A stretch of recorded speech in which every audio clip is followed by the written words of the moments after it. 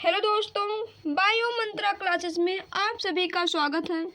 आज हम सभी लोग ICSI पढ़ेंगे। आइए जानते हैं कि क्या होता है ICSI। ICSI कराने का कारण क्या है, इसकी प्रक्रिया क्या है। स्ट्रक्चर के माध्यम से आसान भाषा में पढ़ते हैं। चलिए स्टार्ट करते हैं। ICSI का पूरा नाम अंतःजीवद्रव्य शुक्राणुवेधन या इंट्रासाइटोप्लाज्मिक स्पर्म इंजेक्शन। इसके नाम से ही स्पष्ट हो रहा है, इंट्रासाइटोप्लाज्मिक स्पर्म इंजेक्शन, यानी कि जो साइटोप्लाज्म होता है ओम का, उसके अंदर स्पर्म को इंजेक्शन के माध्यम से इंजेक्ट किया जाएगा। चलिए देखते हैं। यह ऐसी तकनीक है जिसमें शुक्राणु सीधे अंडाणु में इंजेक्ट किया जाता है ताकि निषेचन हो सके।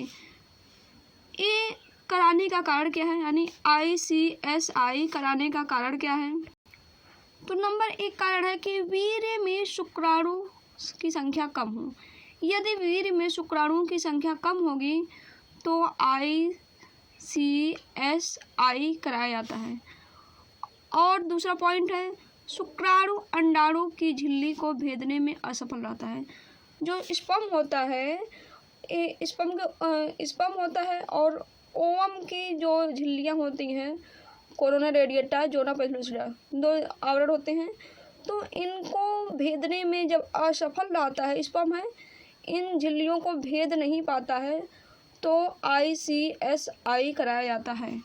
और तीसरा है, IVF प्रयासों में निषेचन नहीं हो पा रहा हो तब भी ICSI कराया जाता है।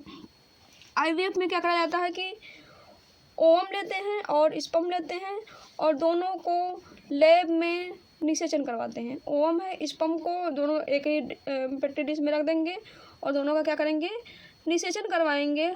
और जब IVF के थ्रू IVF में क्या होता है कि स्पर्म ओवम को निषेचित खुद करता है।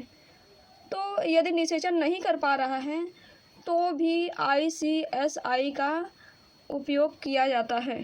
जब स्पर्म ओवम की जो झिल्लियाँ हैं उनको भेद नहीं पाता है तो डायरेक्ट IVF कराया जा रहा है। IVF में क्या हो रहा है कि स्पर्म ओवम की झिल्ली को भेद नहीं पा रहा है, तो इस कारण से डायरेक्ट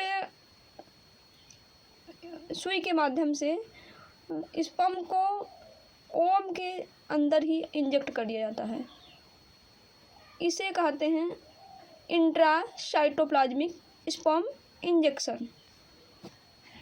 आइए जानते हैं कि क्या होता है इसका प्रोसेस, यानी कि अंतःजीवद्रव्य शुक्राणुवेधन का प्रोसेस क्या होता है, इसकी प्रक्रिया क्या होती है। तो सबसे पहले अंडाणु और शुक्राणु यानी ओवम स्पर्म प्राप्त किया जाता है। तो सबसे पहले ओवेरियन स्टिमुलेशन, जो ओवरी है उसको स्टिमुलेट किया जाता है और फिर उससे एक से अधिक ओवम को ओवुलेट करने के लिए प्रेरित किया जाता है। फिर एक से अधिक ओवम को क्या करते हैं, हम उसको लेते हैं, कलेक्ट करते हैं, ओवम कलेक्ट करते हैं और स्पर्म कलेक्ट करते हैं।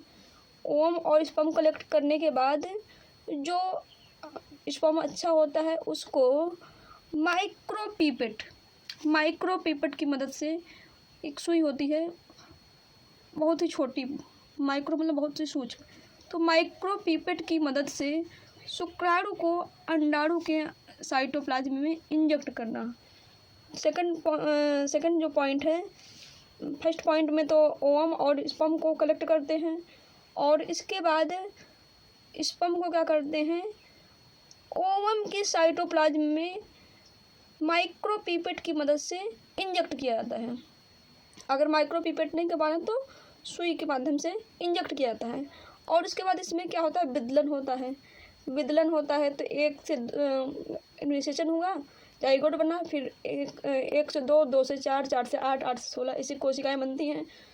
तो जब 16 या 32 कोशिकाएं बन जाती हैं तो उनको कैथेटर के माध्यम से, या तो इसी 32 कोशिकाओं को या जाइगोट को ही कैथेटर के माध्यम से महिला के गर्भाशय में स्थापित कर दिया जाता है। इसे कहते हैं एम्ब्रियो ट्रांसफर। यहाँ पे देखेंगे निषेचन, थर्ड पॉइंट क्या है, निषेचन होता है और निषेचन होने के बाद निषेचित अंडे को स्त्री के गर्भाशय में स्थापित किया जाता है। यही प्रक्रिया है ICSI की, इंट्रासाइटोप्लाज्मिक स्पर्म इंजेक्शन। स्क्रीनशॉट ले लीजिए। यदि चैनल पर नए हो तो चैनल को सब्सक्राइब कीजिए, वीडियो को लाइक कीजिए, कमेंट कीजिए, शेयर कीजिए। वीडियो को पूरा देखने के लिए धन्यवाद।